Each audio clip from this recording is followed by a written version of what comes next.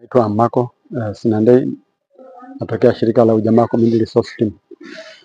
Na mimi ni mwanzilishi wa shirika, pia ni mshauri mkuu. Shirika la UCRT linafanya kazi ya mipango ya matumizi bora ya ardhi, kusaidia wafugaji, wawindaji na kusanya matunda. Kazi kubwa ya UCRT ni kuhakikisha kwamba jamii walengwa, hasa wafugaji, wawindaji na kusanya matunda, wanaweza kusimamia na kunufaika na rasilimali katika vijiji husika. Tunafanya kazi mkoa wa Arusha na Manyara, ndani ya wilaya 10 na vijiji 164. Na tumekuwa tukifanya kazi kwa muda wa miaka 27 sasa. Shirika letu lilianza 1998. Ilikuwa kama shirika kubwa, shirika dogo, lakini sasa hivi limeweza kufikia vijiji 164. Shirika limekuwa na mafanikio makubwa hasa katika swala zima la mipango ya matumizi bora ya ardhi. Tumeweza kupima ardhi ya vijiji yenye hekta milioni 3.5.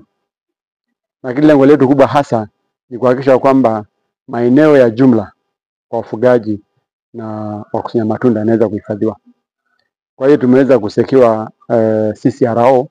CCRO ni hati ya usimamizi wa nyanda za malisho, lakini pia usimamizi wa maeneo ya hifadhi kwa wawindaji na wakusanya matunda jamii ya Wahadzabe.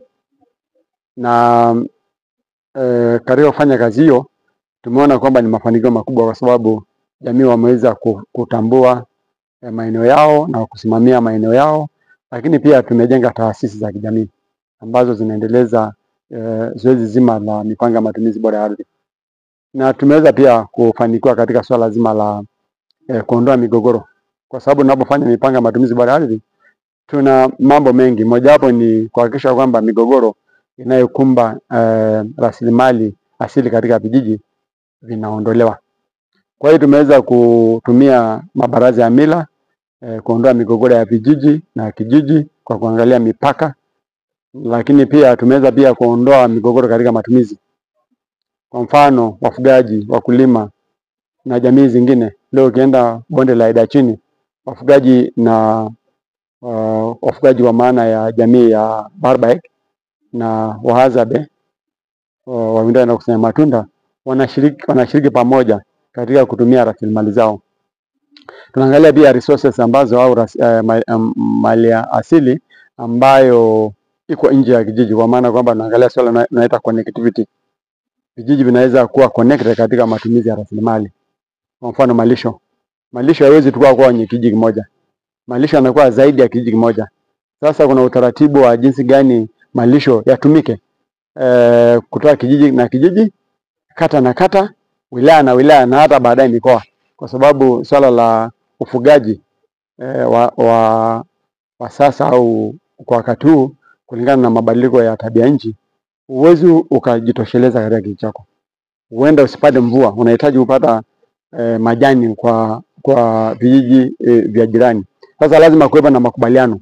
Na hiyo tunasema kujenga uwezo wa jamii katika kusimamia rasilimali zao. Lakini pia kuna changamoto ambazo tunaziona katika swala zima la mipango ya matumizi bora ya ardhi.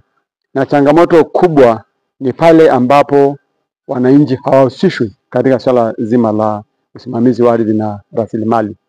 Na tunasema hivyo inasababisha pia na sheria zilizopo. Kwa mfano leo sisi tunaangalia sheria ya ardhi au vijiji, lakini kuna sheria zingine ambazo zinaweza zikaingiliana na kusababisha migogoro mikubwa. Kwa mfano sheria za wanyamapori. Sheria hizo wakati mwingine zinaleta mgongano katika matumizi ya ardhi. Na tunashauri kwamba kuna haja ya wizara husika, kwa maana wizara ya mifugo, wizara ya ardhi, wizara ya wanyamapori na TAMISEMI kukaa pamoja na kuratibu mfumo mzima wa matumizi ardhi kwa kuangalia mfumo wa kisheria. Kwa sababu kama kila wizara itakuwa inazungumza na sera au kanuni zao haisomani, italeta mgogoro mkubwa sana.